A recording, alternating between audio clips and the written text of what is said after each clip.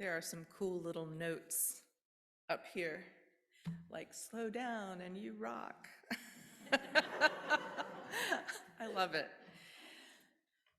In the theologically rich contemporary Netflix miniseries, Midnight Mass, a former Catholic altar boy, Riley, who is now he's grown into an atheist, talks to his former high school sweetheart about religion.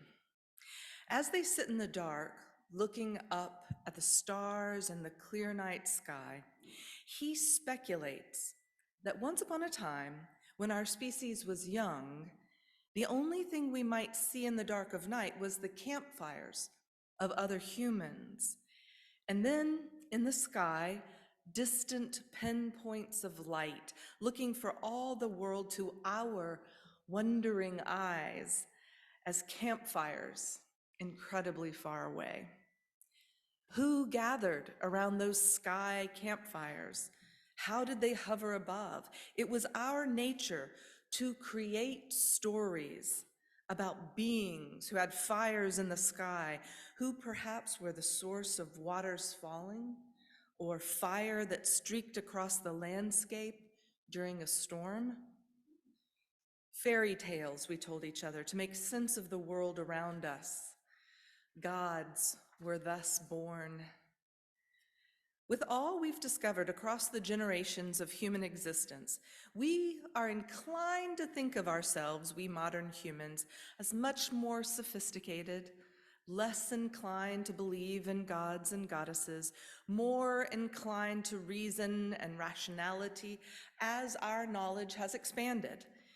After all, we know those sparks of light in the sky are not the campfires of gods. They are the light of stars billions of miles away, finally touching our wondering eyes. But when we begin to think seriously about the fact that what we are seeing is light from a star that no longer exists in many cases, the mind boggles, and what is real feels a little wobbly at the edges. Consider time itself. MIT physicist Max Tegmark says, we can portray our reality as either a three-dimensional place where stuff happens over time, or as a four-dimensional place where nothing happens, a block universe. And if it is really the second picture, then change really is an illusion, because there's nothing that is changing. It's all just there, past, present, future. So life is like a movie, and space-time is like the DVD. There's nothing about the DVD itself that is changing in any way, even though there's all this drama unfolding in the movie. We have the illusion at any given moment that the past already happened and the future doesn't yet exist, and that things are changing. But all I'm ever aware of is my brain state right now. The only reason I feel like I have a past is that my brain contains memories, he says. What time is and whether our experience of it is entirely illusory is still a subject of very real debate among scientists. We don't know for sure. We speculate and test theories, and we work to know more, but along the way, we craft stories to communicate as best as we can about it. For example, Tegmark's DVD story. While a little dated, it communicates fairly effectively, right? For anyone who understands what a DVD is. But it's no more literally true than Riley's Campfires of the Gods story in the first example. It's just a story. It's a way to engage patterns in our mind so that we can understand something new. Without a story, we struggle to understand or remember what is important. And it would be literally impossible to overstate how much we rely on story to survive. In a modern age, now I might tell you a story that our brains are these incredible supercomputers sorting through such vast amounts of data that it has to rely on shortcuts to block out inconsequential data so as to keep us just upright and moving as safely as possible in the world. And this is why, for example, just as an easy one, it's right now you do not see your own nose in your field of vision. It's there, but your brain has dismissed it from its sphere of useful attention. Now try to look at your nose and see how much fun that is to get it back in there. It's why, many of you have probably seen this. There's a famous example in Christopher Chabry and Daniel Simon's famous invisible gorilla experiment. And people simply did not see the person dressed in a gorilla suit walk into the middle of a group of people passing a basketball, pause, beat his chest, and then walk off again. Our brains are wondrous, but they operate in ways we still don't fully understand. What we do know is that they seek patterns, and that detecting familiar patterns releases highly rewarding chemicals in the brain, and that our emotions are far more in charge of creating our stories than we so-called rational people would like to admit. So Jonah Lehrer, who's the author of a book called How We Decide, helps explain why we should be more grateful, actually just more grateful, for how our emotions influence our choices and behavior. He is himself a master storyteller, and he tells this true story about Lieutenant Commander, he's named Michael Riley. This sermon is full of Rileys. This is a different Riley. Lieutenant Commander Michael Riley, who had to make one of the most consequential decisions during the whole of Operation Desert Storm. So Commander Riley was stationed on the ship Gloucester, a ship which was tasked with protecting the entire Allied fleet. It monitored the airspace around the entire convoy of all the stationed ships. And the naval officers were keeping a really brutal schedule. And on this particular night, Lieutenant Commander Riley, he began his shift at midnight, and he was still just staring tiredly at radio blips at 5:30 a.m. on this particular morning. And he saw another blip on the screen. And Lehrer writes, although Riley had been staring at similar blips all night long, there was something about this radar trace that immediately made him suspicious.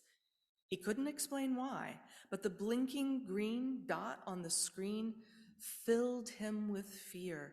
His pulse started to race, his hands became clammy. He continued to observe the incoming blip for another 40 seconds as it slowly honed in on the USS Missouri, an American battleship. With each sweep of the radar, the blip grew closer. It was approaching the American ship at more than 550 miles per hour. If Riley was going to shoot down this target, if he was going to act on his fear, then he had to respond right away. If that blip was a missile and Riley didn't move immediately, it would be too late. Hundreds of sailors would die, the USS Missouri would be sunk, and Riley would have sat by and watched it happen. But Riley had a problem. The radar blip was located in airspace that was frequently traveled by American A-6 fighter jets, which the US Navy was using to deliver laser-guided bombs to support the Marine ground invasion. And after completing their sorties, the planes flew down over the Kuwait coast, turned east towards the convoy, and then landed on their aircraft carriers. And over the last few weeks, Riley had watched dozens of A-6 fly a route nearly identical to the one being followed by this unidentified radar blip. The blip was also traveling at the same speed as the fighter jets. It had a similar surface area. It looked exactly like an A-6 on the radar screen. And then to make matters even more complicated, the A-6 pilots had gotten into the bad habit of turning off their electronic identification on their return flights. This identification system allowed coalition forces to recognize their own, but it also made the planes more vulnerable to Iraqi anti-aircraft missiles. So not surprisingly, the pilots opted for the cloak of silence over Iraqi-controlled airspace.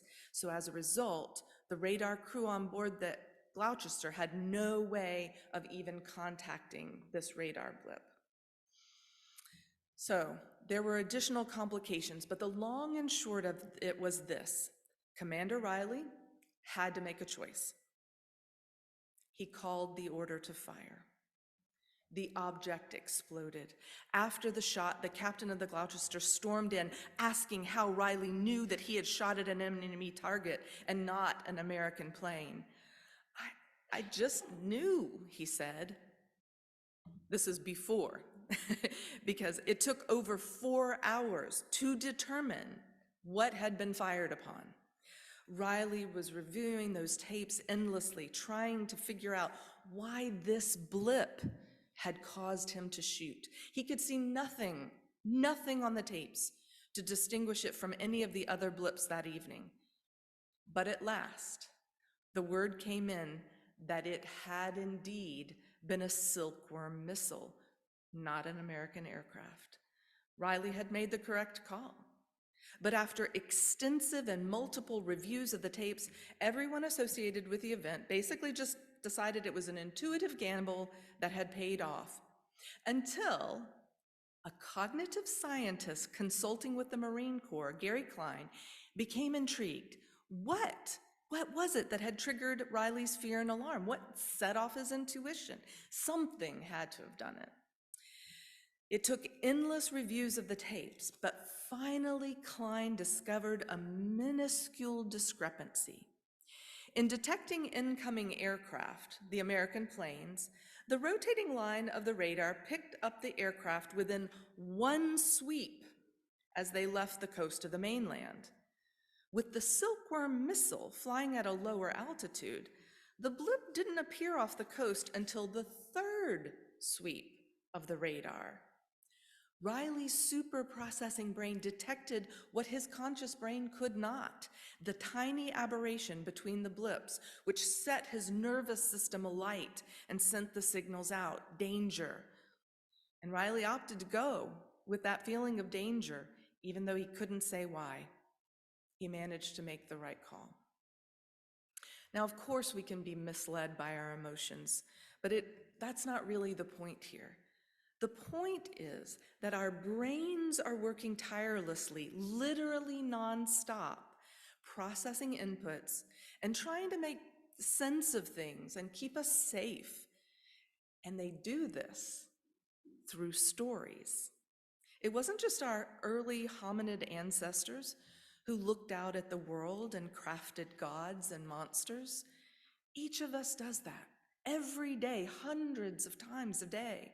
And we do it together as well. We steep ourselves in stories, and in this way, we also determine the arc of our moral universe. I mean, think about it for a moment. How many of you are going to remember the tattoo story from this morning, right? This story about your congregation. That is a story we tell about who we are. And Jonathan Gottschall, in his book, The Storytelling Animal, notes that religion is a human universal present in one form and another in all the societies that anthropologists have visited and archaeologists, my throat is dry, have dug up. Since it is not plausible that religion just happened to develop independently in many thousands of different cultures, Homo sapiens must have already been a spiritual creature when our ancestors began streaming out of Africa. But why did we evolve to be religious? The answer that Gottschall and many others have come to is that we craft religious stories to guide each other as moral agents and to be able to cooperatively coexist. What is right and what is wrong? How should we live together? What should we celebrate? Our sacred myths are by no means the only way we remain in some sort of moral alignment with one another. It comes from most forms of our fictional accounts. It's a well-observed phenomenon that people who read fiction are more empathetic and compassionate towards others because fiction of all kinds allows us to walk a mile in someone else's shoes. It can allow us an experience of the interiority of someone other than ourselves, or it shows us the lived experience of people who differ from us in some way. Understanding the power of story in our lives, in the very way our brains work, also can help in times like these when we're trying to emerge from a global pandemic. We can see so clearly how stories about the virus or vaccines or masks affect our common lives. Some stories help us, some stories hurt us, but some humility and understanding that we are all working to do our best with the stories in which we are steeped can help us build bridges to one another. We could listen more carefully to one another's stories. We can be sure to tell our own stories. We could take stories seriously, knowing that they are the very fabric of human experience, the mythic juncture of what can be known. They are our roadmaps, our promises, and our higher power. The poet Robert Penn Warren wrote, "Tell me a story. In this century and moment of mania, tell me a story. Make it a story of great distances and starlight. The name of the story will be time, but you must not pronounce its name. Tell me a story of deep delight." Yes, we are the ones still sitting in the dark, seeking the gods of space and time. So let us hold hands and whisper our most cherished hopes into one another's ears, and then go together into the unknown. After all, it'll make a great story one day. Amen, Ashe, blessed be.